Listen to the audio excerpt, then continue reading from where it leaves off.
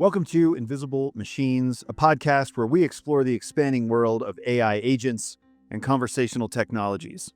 I'm Josh Tyson, co-author of Age of Invisible Machines, a best-selling book all about the agentic approach to automation and the pursuit of organizational AGI.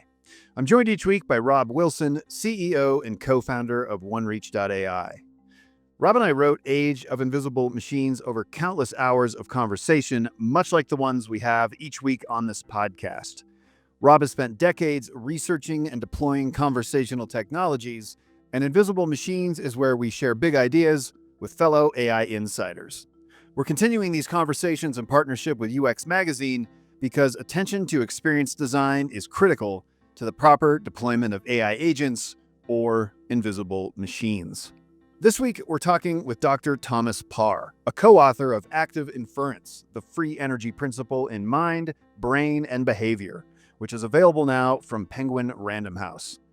Written along with Giovanni Pezzulo and Karl J. Friston, one of the pioneers of Active Inference, the book applies this theory across various disciplines, including physics, biology, statistics, and psychology. Dr. Thomas Parr is a practicing clinician and prominent researcher in the field of theoretical neuroscience, and he currently works as an NIHR Academic Clinical Fellow in Neurology at the Nuffield Department of Clinical Neurosciences at the University of Oxford.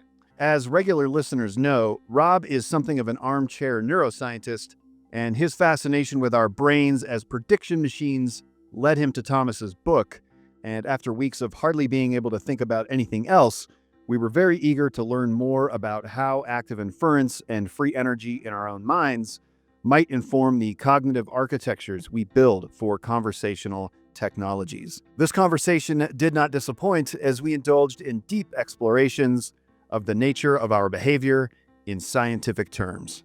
This episode brings Season 4 of Invisible Machines to a close, and as we head into Season 5, I want to remind you that we are streaming across all podcast platforms. You can also watch video versions of episodes on Spotify and our YouTube channel. Give us a follow on your preferred platform, and please leave any comments you have about episodes. We read through all of them, and comments from our audience shapes the way we continue to grow the show. In fact, along with more great conversations and in-action episodes, we're looking forward to launching Ask Us Anything episodes in Season 5. So leave any burning questions you might have for Robb and I in a comment wherever you're listening or watching. Before we jump into this conversation with Thomas, I also want to share some exciting news about the growth of the Invisible Machines podcast and community. In 2024, our listener base increased by over 150% compared to 2023. Our streams and follower count also rose by more than 200%. And 90% of our listeners discovered us this year, indicating a fresh wave of interest in our show. So many thanks to all of our listeners. And if you're new to the show, check out our archives, as we have been fortunate to have many fascinating conversations with some truly incredible people. Oh, and here comes another one now. Enjoy this chat with Thomas Parr. Invisible Machines is produced for UX Magazine in partnership with OneReach.ai. Named a leader by every major analyst group, OneReach.ai's Generative Studio X platform was built specifically to facilitate the no-code orchestration of AI agents. GSX is trusted by global giants like PepsiCo, PwC, Deloitte, and DHL, but anyone can experience the level of agent orchestration we talk about on this podcast through interactive demos at OneReach.ai. Now, on with the show.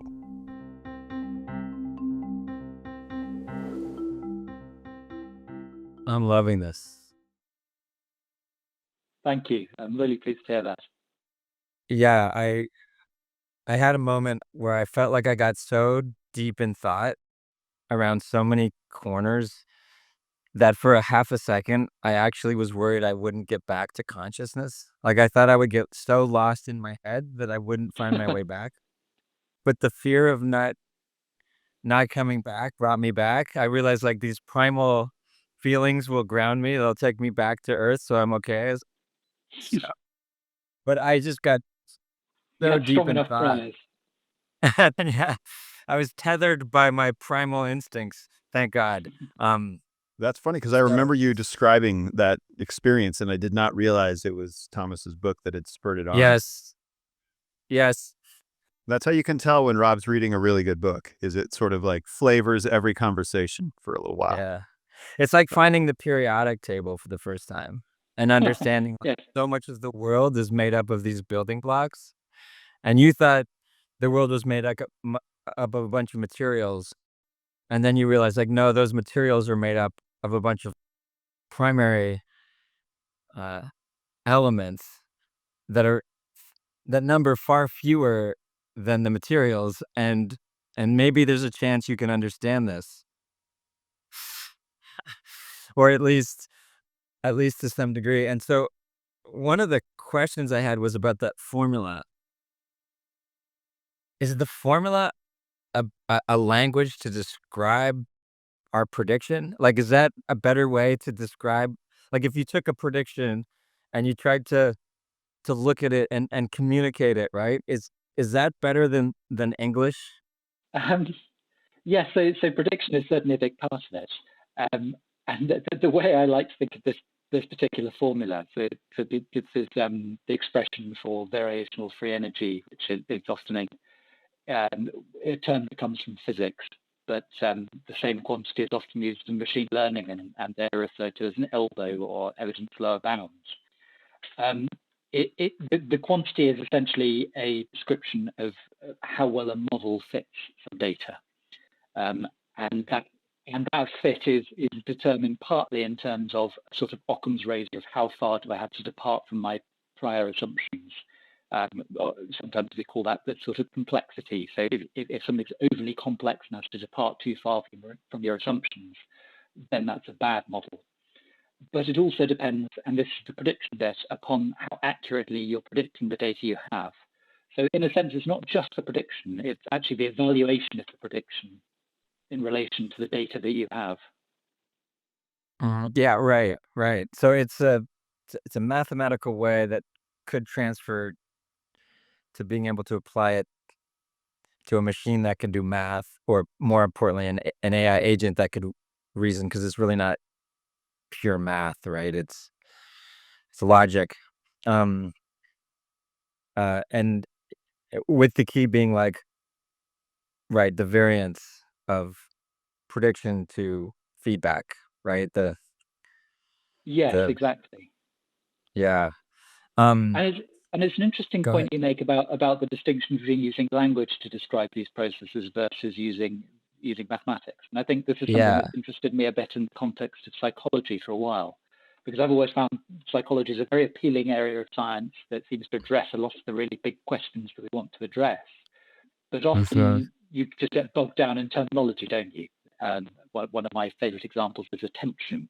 And depending on who you speak to, the word attention means hundreds of different things. It might mean synaptic gain. It might mean literally where you're pointing your eyes. It might be spatial attention or feature attention, or it might be, all manner of things. But as soon as you can write it down mathematically, it means just one thing, and you can be Right. precise about it, and you can just avoid that whole terminological debate and start saying, well, let's Yes. actually address the content of what we're dealing with. It's so funny you say that. We were just in this conversation where I was listening to one of the famous Oxford debates, and a bunch of really smart people, um, anthropologists, neuroscientists, and I couldn't help but the whole time feel like the whole conversation had digressed down to the meaning of the words and not about the actual ideas, and each person discussing what they think the word means versus, like, anything at the root of it, right? Because they were talking about Absolutely. things, consciousness and God, and I'm like, "Oh, how possibly can we get below the words?" Like, this just feels like it feels maybe fun for the people having the conversation, um, confusing for the audience, and for me, a waste of time because I'm interested. That's not how one defines a word or another, and then seeing the formula is like, yeah, let's just bypass that so we can actually just get to the root of the conversation. No, I agree.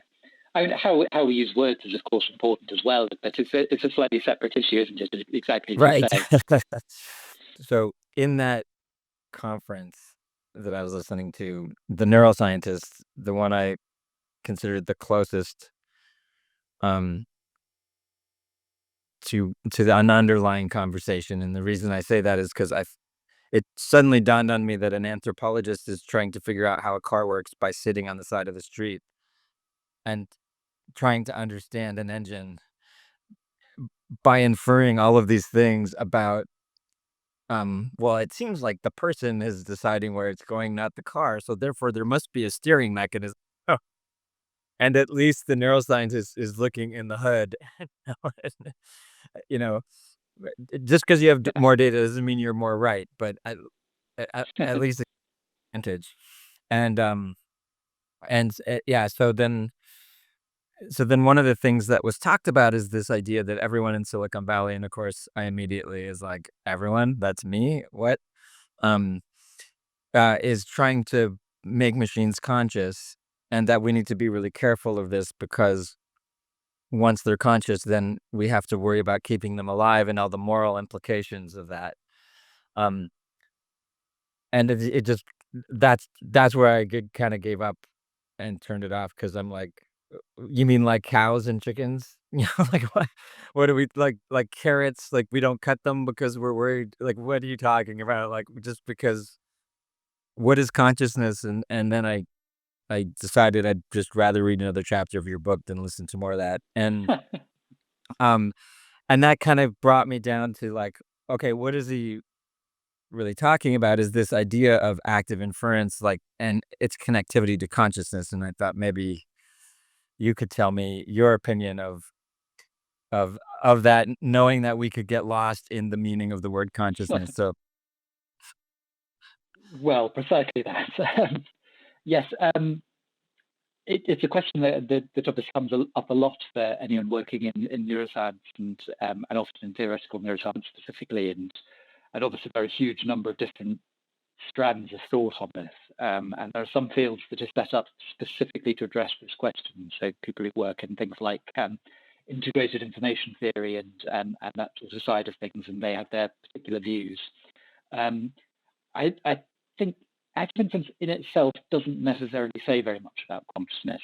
What it does do is to deal with the problem of taking the perspectives of the system you're studying.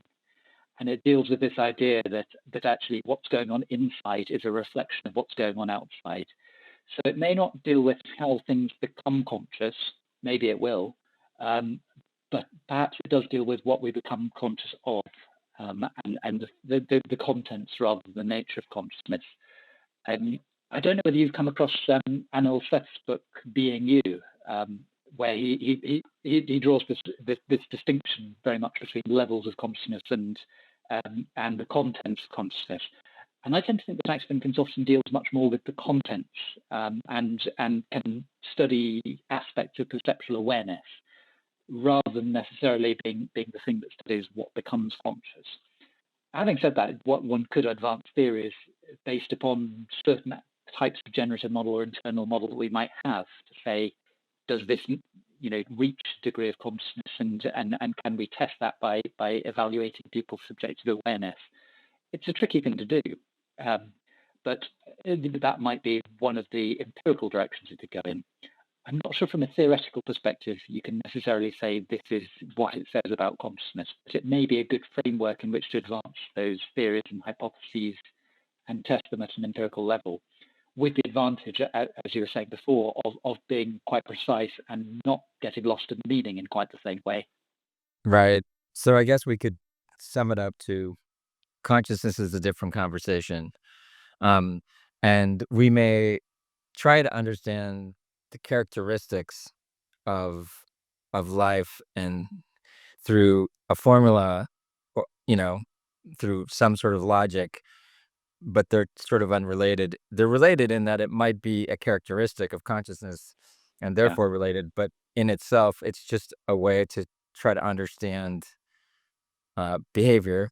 and how things work, which make more sense. And that's where I was kind of going to AI, saying like, as a person very deep in this field, consciousness as like a commonly understood idea is absolutely out of the realm of my interest in trying to create a machine that's like, I just could care less about that. It, That it's, of, neuroscientist I was it's referring often to, quite that's it's often quite an ill-formed question, isn't it? And I think or an ill-posed question, but it's an interesting one in that. And I don't want to suggest I'm dismissing the question at all. Um, and an example of the sort of thing we've done in the active inference world to try and address that is to look at things where perhaps our perception or our awareness of what's going on might change, even when the world doesn't, which is a sort of standard thing that's been done in the sort of psychology and neuroscience community, looking at consciousness for many years. Um, and and I'm particularly thinking about the role of action in making those changes, about planning, about the idea that we can change our world. One of my favourite examples is in there's a visual illusion called troxler fading, where you have sort of faint colours in the periphery of your vision, and if you fixate your eyes in the centre, all of the colours on the outside fade away, and if you keep fixating, you sort of lose your percept of those, even though the data themselves are staying the same. Whereas as soon as you start moving your eyes again, you sort of get the full image back again. And there are lots of sort of theories and explanations for how that might happen. But to me, it's one of those big examples of actually a big part of conscious and perceptual experience and awareness is how we actively engage with our world, how we solicit the right data.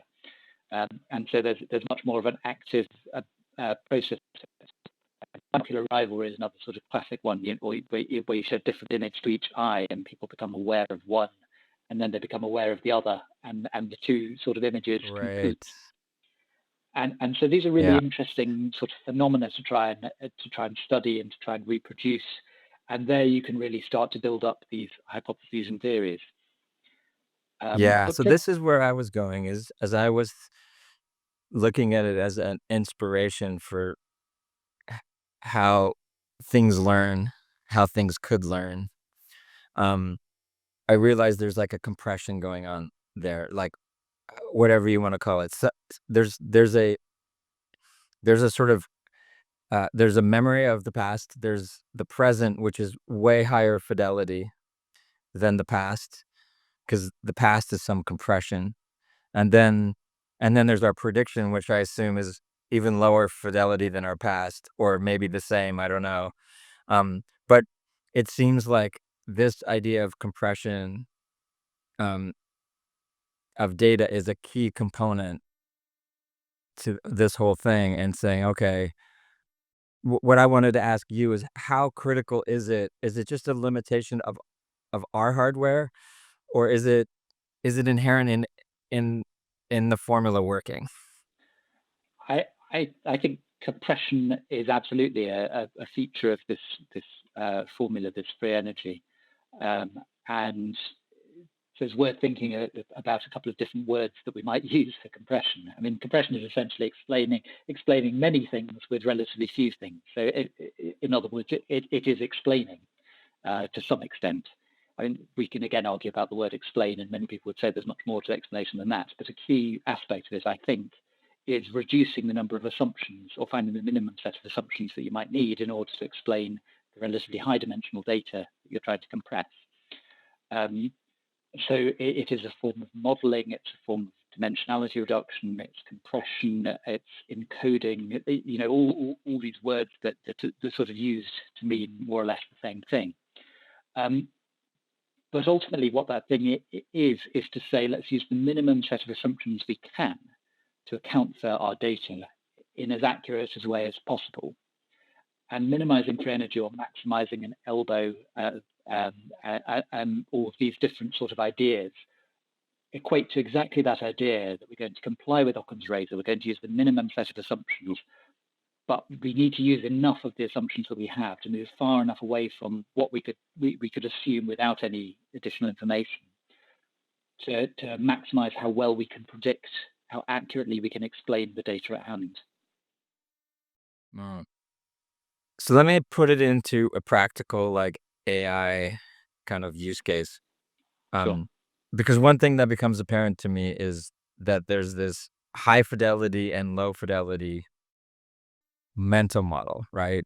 And so if it's a self-driving car, it's got 8 cameras, it's consuming an immense amount of data in real time, but it's compressing that down, uh, as it's training. Any training is gonna be compressed down, and if you look at how it gets from point A to point B, it's using a GPS, it's relying on a GPS to do that for it. So you have this, like, low fidelity twin of the city that it's operating within, and then this high fidelity now, present, that is, um, being constantly garbage collected, if you wanna call it, like, all the noise is being removed, right? Like, it's attempting to be more efficient, because it's a lot of data to consume, and I'm just wondering if this is just the nature of the limits of our hardware, or if this is inherent in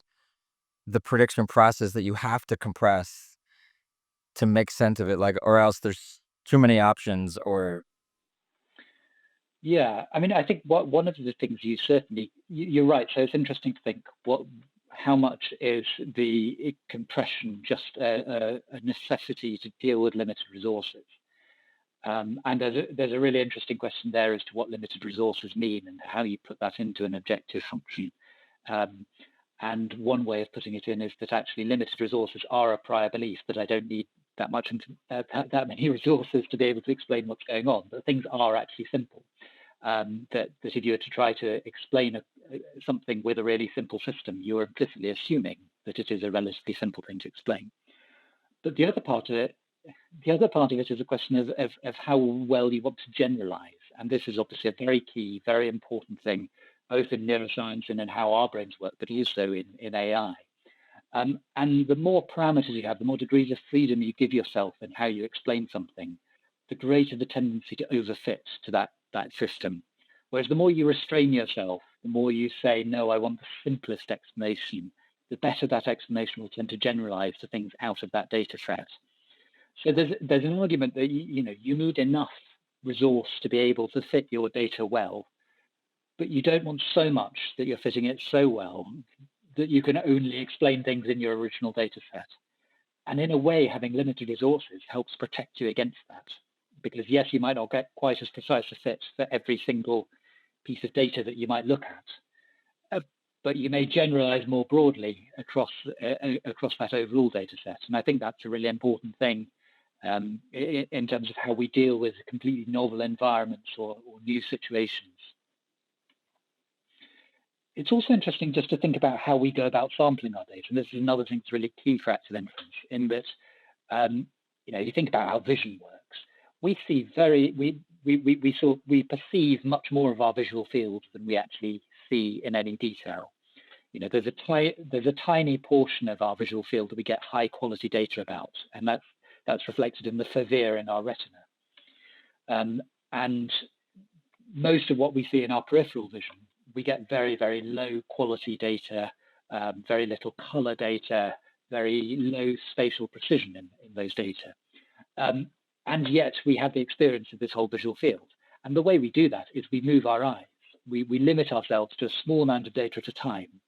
And we sort of sequentially sample what's going on. And maybe that is a mechanism, again, to deal with this issue of the massive resources you would need to be able to analyze all of this massive available data all the time at every moment.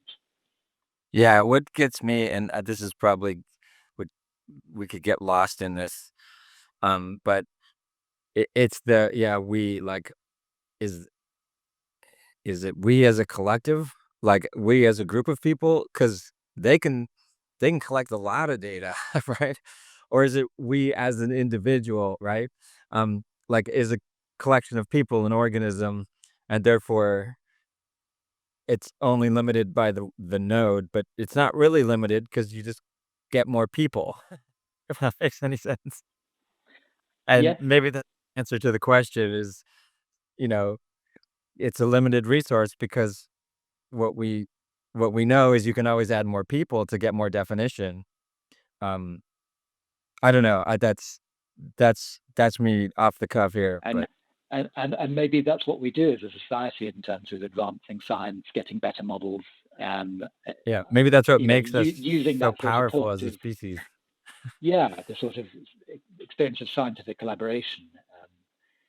I mean, arguably that's how political systems have developed as well, isn't it? Although one could Right. argue about how effective they are as a means of Yeah. collaborative decision making. Is there an active inference at a group level? Like, is there a concept of this at a group, like a group of people doing this synchronously? Or There is, yes. And not just necessarily groups of people, but also looking down at very small scales, thinking about, can you treat individual neurons as effectively being agents in a system, and then treating a brain as interesting. being a collection of all of these neurons acting together. Most of the focus, I think, has generally been on the neuroscience of it and at the level of how a brain reacts to different things. But there's increasingly more and more work coming out that deals with things like communication and the engagement and joint inference that's performed by groups of people. So I think that's an area that we're going to see much more of, and multi-agent systems and that sort of thing. Yeah. Yeah. As I was trying to apply this in just a practical world, I realized that prediction is the hardest part with an AI agent. I could get the memory, I could compress the memory, I could create mental models to fit memories into. Um, I can create a digital twin representation, high fidelity, low fidelity. I can all of that, but then that's where I'm not saying I don't believe it can be done. I totally believe it can be done on a small basis, but that's where I felt like the hard lifting was like, okay, now I've got to predict. I got to create a predictive model on the fly, not have a human or a group of humans sit down and create a model, and then I got to do this on the fly. I don't know what your thoughts are on that. I mean, I think a lot of that, you're right, it is tricky, and prediction, some things are easily predictable, some things have to be predicted with a degree of confidence or certainty, or precision. Um, and a lot of this comes down to how good the mental model is. If you see the mental model as being a sort of generative model, and the model is inherently a prediction of the sort of data I would get if I lived in this sort of world with these sorts of variables around me. And as part of that model, I think it's really important to be able to quantify things like confidence and the variance in those predictions. Right. Yeah, it's got to be like And, gray. It can't be black and white. Yeah, it's got to be weighted.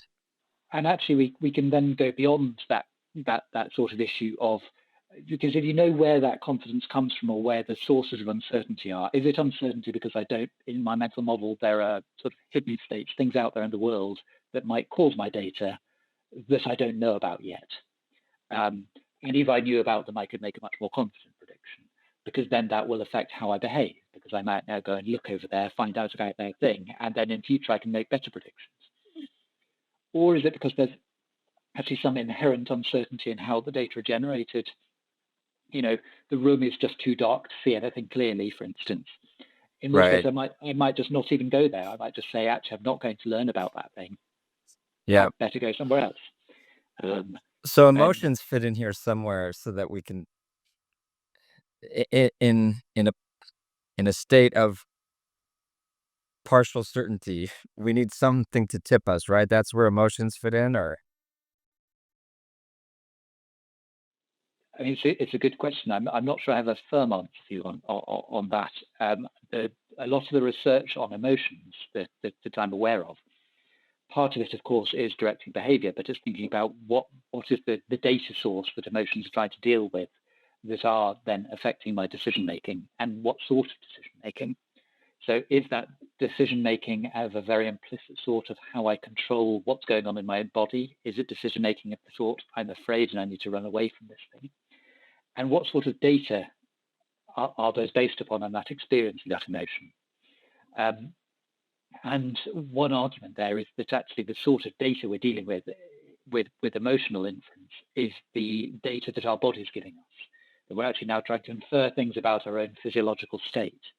Am I taking evidence from changes in my blood pressure or my heart rate, or picking up sort of chemoreceptors and changing some of these, or sort of gut feelings? I mean, the phrase gut feelings, of course, Yeah, like tells you cortisol and all of that. where am I getting the sensations from? The feeling of, people talk about things like butterflies in your tummy as a feeling of being anxious. So actually we often describe these things in a very visceral way. And perhaps it's that visceral part to it that makes emotion so significant. And maybe one of the reasons that's become, or that's been less of a focus in a lot of AI research, is that many of the systems that people work on don't have bodies to have a visceral sensation. So I wonder whether robotics is going to be the area where that starts to become much more significant as these systems become more sophisticated. I want to go there next. But before, I want to understand something, because I'm tripping on prediction. I'm imagining prediction is a recursive thing that I think it's easy to imagine that it's a single transaction that I predict the next thing in one, but it feels recursive to your point of like, I have maybe 10 different data points I'm operating on, each one with different levels of confidence, and I'm aware of those, and so I'm recursively like, first I'm evaluating and predicting on a small scale, and then it's adding up to a bigger prediction, versus like almost like chain of thought in an LLM versus like a single turn.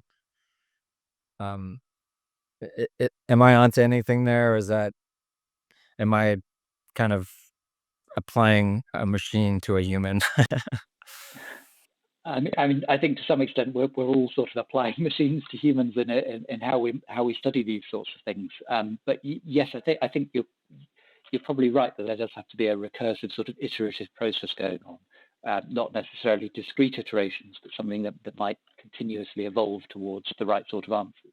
And seeing it as a process of optimization, perhaps, is one of the key ways of thinking about it. In practice, we often work with things like gradient descent or ascent schemes to do these optimizations, where you're constantly adjusting the prediction and seeing the result of that adjustment. And a further recursive element. Right, even iterating on the whole thing, like the whole, yeah, right, like iterating to come to a prediction and then iterating on the prediction itself. Good point. Yeah, precisely. Yeah, no, I think that's really important. It becomes even more important when you've got a relatively complex model that you're dealing with. And often those models are hierarchical, so you're sort of iterating now between different levels. Right, that's what I was going to ask. That model. And it's not just recursive, but also reciprocal. And this is one of the big differences in terms of how a number of the sort of LLM type models nowadays tend to work, in that our brains are highly reciprocal. We pass messages up the hierarchy and we pass messages down the hierarchy, and are constantly adjusting activity based upon both of those things. And that's really key in terms of that sense of prediction. Whereas one of the big success stories of LLMs is actually that they've managed to write it down in an entirely feed-forward system that then makes it so much easier to train with things like backpropagation. So it's become very, very effective to do that. But it's really interesting to think that that's probably very, very different how our brains do it, given that the wiring is so different. Whereas our brains are not feed-forward, they're feed-forward and feedback, and everything is sort of passed in both directions. Yeah, that's interesting. I always think of like hierarchy as going one direction just automatically, but you're right. It's a two-way telephone conversation. Absolutely. Interesting. So, all right, now we can move on, I think, to what you'd mentioned. So I have this kind of belief, as people talk about AI, that we over anthropomorphize AI and that it's a skeuomorphic phase that we're going through. We've seen this in design where, we put drop shadows on buttons and make make screens that don't have buttons look like they have buttons because that's what's familiar to us, and that our androids and our robots are in the shape of humans right now because that's what all jobs are designed for, like humans. So it's just a practical form factor, but it's not the most efficient one. It's just the one with that all our tools are shaped for. So it makes sense in this phase to create a robot that's in a human shape, but and the same for AI that operates like not in a human, but does knowledge work. Like the knowledge work has been designed for humans, so it makes sense to kind of imitate how humans work as knowledge workers for now. And then we're going to very soon pass through this phase as we do and decide, why are we doing drop shadows and why are we these look like buttons? This makes no sense. And it's just this phase that often confuses us because that's when we start saying things like what you just cleared up, which is, you know, emotions are, why would we give them emotions? It doesn't make sense. The only reason we're even making them behave like humans in the first place is because that's what we designed the jobs for. As soon as we realize that a robot can vacuum better as a little tiny thing than as a human form that weighs 250 pounds, we're gonna, Yeah. with a bunch of little robots around, that'll be the end of it. But our tools right now, we don't want to go out there and we can't reshape all of our tools for this new world. So we have this transitional phase. I wonder what your thoughts are there as it pertains to the knowledge work, that this is just a phase. Um, and pretty soon they're not going to be so anthropomorphized. We're going to have a new language. It's going to look more like a formula because language is so imprecise. What are your thoughts? It's a really good question, and I think I think what you say is probably very much right. That actually, and I very much like the vacuum example because I think that's a really good way of getting across that point. It would be very inefficient to build a sort of humanoid robot to do your vacuuming, um, and a lot of it comes down to what sort of problem you're trying to solve, doesn't it? Um, and you say, why do we give robots emotions? And yes, that's a really good question. Why might we? Well, we might if they actually needed a body that they needed to have some sort of integrity to and to protect, and were getting signals from, and had to deal with things like nutrition and temperature and all these sorts of things. Perhaps in those sorts of settings, it might be sensible to have something like emotion. And I think there's a lot of value to taking some inspiration from biology and how evolution, an optimization algorithm that's had much longer to work than we have, has found solutions to these problems. Um, Maybe they're local minima. I mean, they're almost certainly local minima, but it has still found local minima over such a huge swathe of time and so many iterations that I think it would be silly for us not to take some inspiration from how those problems are solved. But it's worth thinking about what those problems are. Um, so that's one side of it, and you're right to say that if it's a really focused problem, it may not be suitable to try and create something that has all the features of something designed to solve lots of different kinds of problems at the same time. The other side to this, which I think is quite interesting, is thinking about the kind of implicit models and the worlds that AI systems inhabit and what sort of data they get. And one of the really interesting things to think about there, if you think of them as doing a form of active inference, the things they need to model are, for the most part, us. There's the data we give them. It's what we've written on Wikipedia. It's how we've engaged with them. It's which ads we've hovered over. It's all of these sorts of things. And so perhaps anthropomorphization of a sort is inevitable because all the data that they're being trained on, or much of that data, is actually human data. And so to be able to explain those data, they need to be a good model of a human. So could you imagine, this is what I do, could you imagine a day when these models just take our language, convert it to formulas, then re-ingest the formula so there's less overfitting? It, and Potentially. and then we're like, okay, now we've got precision in for logic, so that reasoning happens, and then we stop anthropomorphizing a single individual, and we start thinking about groups of individuals and saying that's a better thing to model. Yeah. And then to say, what if those groups were diverse, like not all the same shape, but some had 25 cameras and LiDAR, and another one is temperature, and another one, and we're like, oh, this makes more sense that we think of a collective, like not this sense of self of these, like it's sort of irrelevant, the sense of self. And to your point, sense of self at a robot level is only for its protection of that robot and the costs, and like it's, you know, a, a hurricane's coming, it closes up, some sort of protective shell, but its purpose of self is very just preserving itself. Yes, but part of it also comes down to how much the purpose or the function of a particular system is to interact with humans. I think, and so yes, you could in principle compress. I assume language down to something much more efficient. That that would mean that you don't have to worry about all the nuances of language that we deal Yeah. with. But if you're still going to be a system that has to interact with humans, you can't do that. Yes. You still need to be able to Good explain that point. language. Yeah, you still need that element of it, which is, but then it's just an interface. Then it's not the reasoning, it's just an interface. It's just Yeah. simply a translator, right? Um, I've You know, been playing a lot one and could seeing. argue that language is always an interface, Yes, it is. You're right. even in biological It's just an systems. interface for humans. You're right. Um, so after seeing this, I've been doing a lot of my LLM interactions have turned into asking it to take my ideas and create formulas, and I'm shocked How well at it how does. well it does that. Yeah. And that's where I've begun this idea of going like, well, if it's capable of translating into formulas, and these formulas are more precise, like is this the new language? Again, this isn't a language. This is a bunch of symbols. So, um, but is that?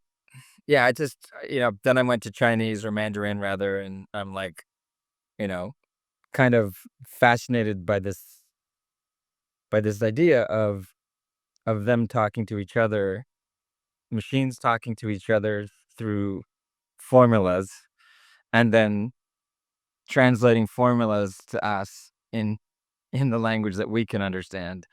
Um, It almost sounds like the physics community, doesn't it? yeah. I still wonder who wins though in the end. Do we just start talking in formulas and writing like in Mandarin because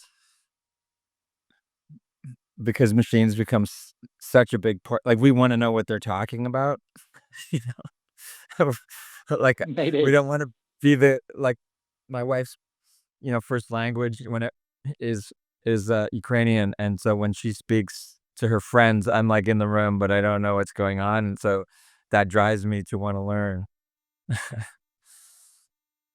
It was interesting to hear you talking about emotion a minute ago. We had a conversation with Mark Prensky, who came up with the term digital natives. And he was pointing out that emotionally, we haven't evolved all that much over the past like 200,000 years. And then it made me think about, as our technology continues to get more sophisticated, in some ways, it's probably made the active inference that we have to do. I wonder if it's lightened the load a little bit because you can use things like GPS or weather apps to reduce some of the prediction that you have to do. But as these machines become so good at predicting so much, and potentially we just start relying on them for a lot of the inferring that we do, I wonder if that will impact that, and if that could, if emotionally we're still the same, I wonder if creating an imbalance there has any potential consequences for us. Yes. Yeah, and I wonder whether part of that is that the reason that many of our um,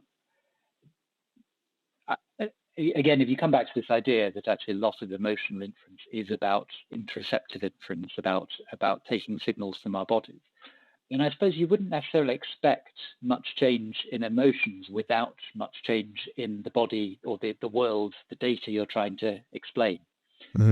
Whereas the external world has changed massively over that time frame. Physiologically, we have a lot in common with other primates and other mammals, and probably beyond that.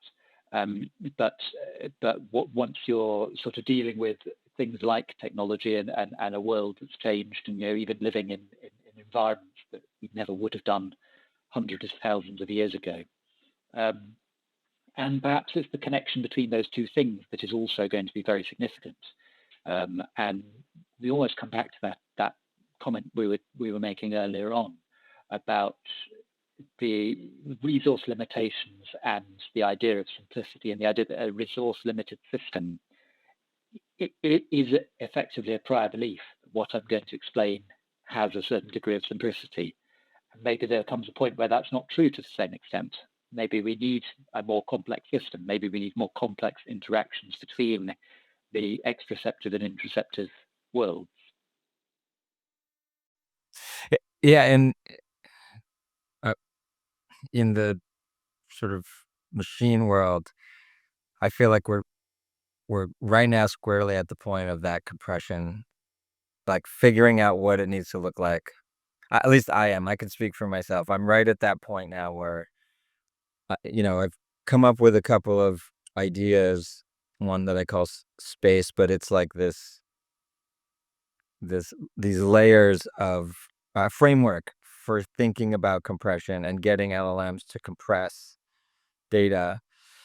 So time being like an element of compression. Like time seems to be, usually relevant in compression, and location, and kind of going along with this list of you know sort of categorizing how to summarize something, or compress something using a more generic mental model, and then thinking that we have these specific mental models for other things, and wondering like how much the generic one is really going to be relevant. Is there like a generic formula for compressing our experiences into memories that make them efficient for prediction? It's not perhaps not the answer you're looking for, but in a sense, the same formula that's on the cover of the book. Were you to have a model that were to minimize that quantity, to come up with that maximally simple, maximally accurate account of some data, then that is, in a sense, the best compression of those data. However, that is specific to the data. So you can only evaluate that in relation to the data that you want to assess. Got it. And so then you end up in this really interesting situation of saying, well, what about future data? What about how I'm going to act and the future data that might result from that?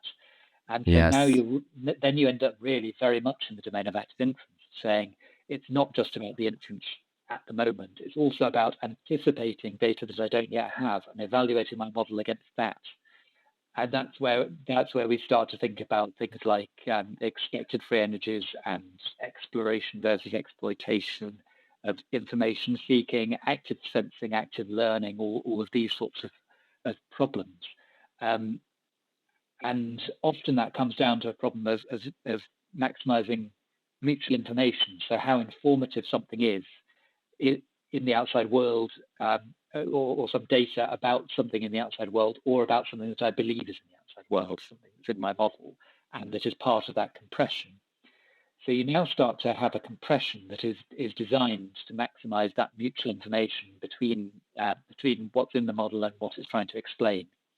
And that comes very much from this trying to anticipate, trying to evaluate the best model and the best way of selecting alternative models and in fact alternative futures, treating each alternative trajectory I get beyond as a different model in such a way that I optimize for the data that I hadn't yet collected. And that's a Got really it. interesting problem. What about the free energy component of mapping the I'm gonna say this in an absolute way, and I know it's fully gray, and you're gonna correct me, but, um, mapping the wrong data to the wrong model, or the right data to the wrong model, and then, like, it just not working. You're just, like you just you're, like, trying to create a stick a, square peg into a round hole, and that is cognitively just exhausting. Yes. No, absolutely. I'm not going to correct you on that at all. I think that's exactly right. Um, and in a way, that's another way of phrasing what we were just talking about, in that selecting the right data for a given model is the problem of acting, is the problem of planning and deciding which future do I want, and what sort of data am I going to seek out given my model.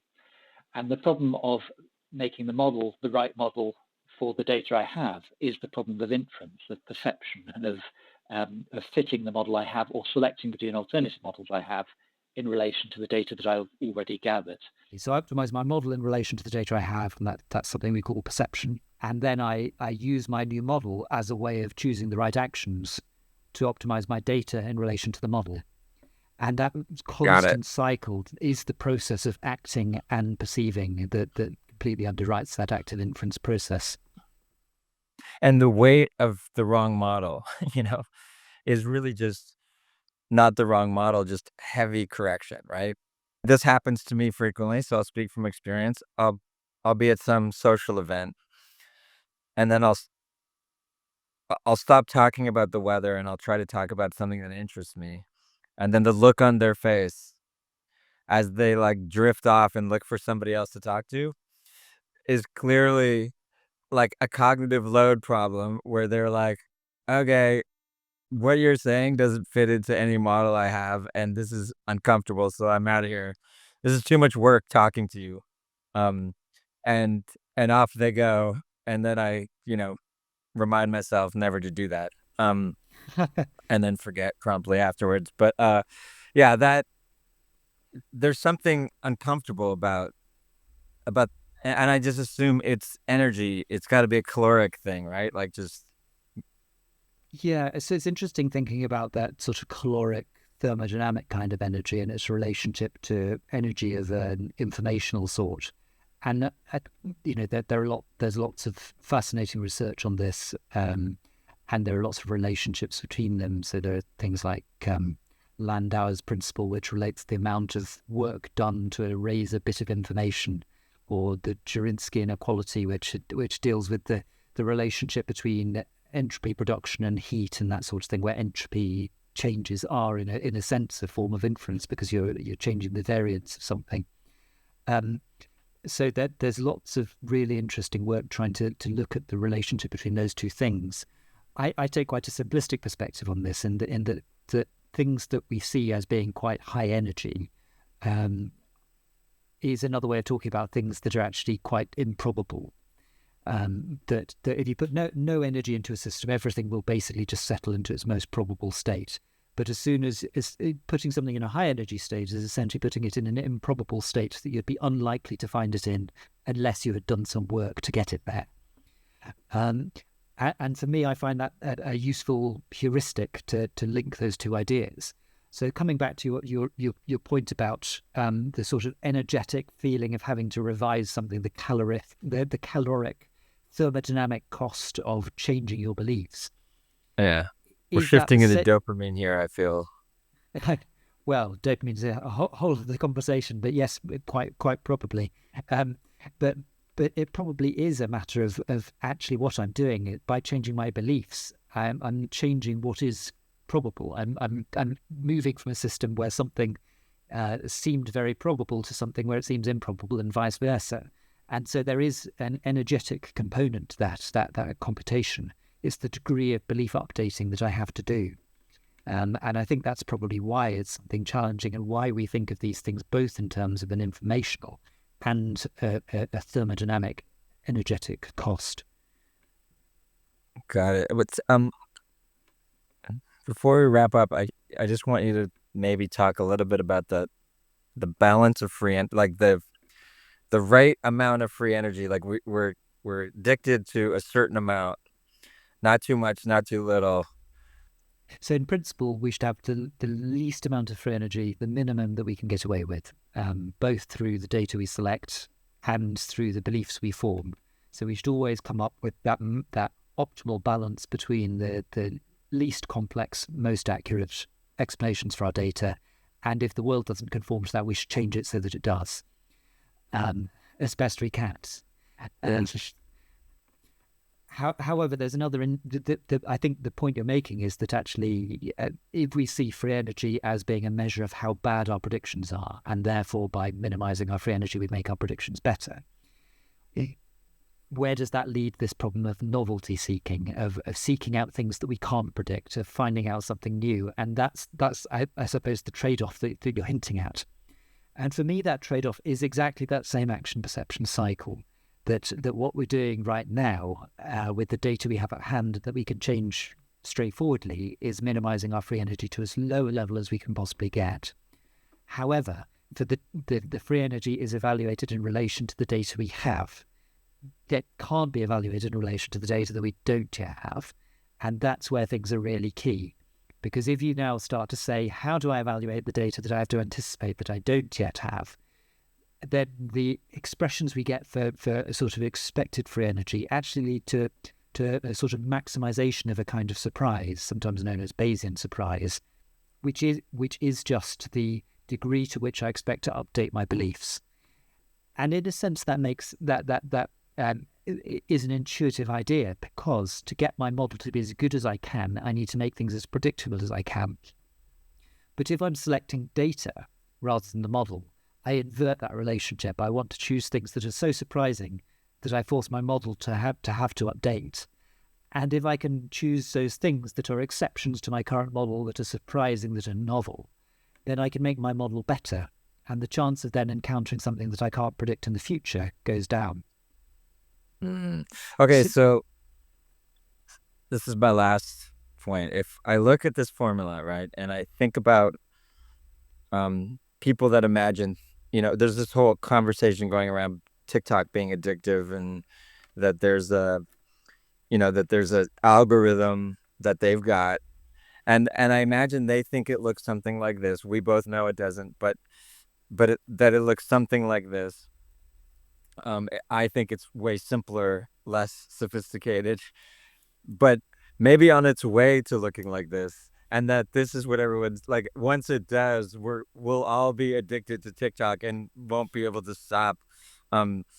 Is there some truth to that? Like, is this like, once we can get machines to kind of understand this, then it could be the answer to how machines connect us to them unstoppably, like where we can't put the machine down. So the answer to that comes partly from thinking about what is the internal model a machine might have, and how are they modeling us. I mean, I think one could argue to the extent that you see the computations underneath TikTok as being a self-organizing system, and the data it's getting in from us, that to some extent it is already minimizing a free energy. The question is, has it got has it minimized it in using the right generative model, or is there a better generative model it could use of us to be able to solve these problems? So implicitly, it would be a fascinating sort of version of a kind of neuroscience of AI, where you're trying to treat the AI system as if it's a brain and understand it and understand what its world model is. It'd be fascinating to try and do that with TikTok and try to understand how it's predicting us. And perhaps that would get us a bit closer to the answer to your question. Yeah. It's an interesting. I mean, obviously, objective matters, and the objective of TikTok is to get us hypnotized, and so it's whatever the objective is, right? So when I point this, it's not like the goal is to hypnotize us. Like, this is more of a reflection of balance, and it could be for good or for bad or for whatever. But it's a powerful idea. nonetheless incredibly powerful, possibly more powerful than AI in my opinion. And deep learning algorithms. That was my takeaway. I think I found something a formula more powerful in my mind than deep learning. So yeah, this is a great conversation. Thanks for hanging And out you. with us. No, thanks for the conversation. Look forward to next time. Yeah. Look forward to talking again soon. All right. Well, thanks for hanging out with us again here on Invisible Machines. Don't forget to like and subscribe wherever you get your podcasts. Always remember that you can watch this podcast too on our Invisible Machines YouTube channel. Head over to uxmag.com. We have a podcast page there where you can explore our back catalog and you can look at episodes centered around popular topics. Many, many thanks to our incredible production team here in the US and in Ukraine. Elias Parker, Michael Litvinov, Allison Harshberger, Alla Slesarenko, Vera Pokodkov, and Darina Moskovchuk. Till next week, Owagi.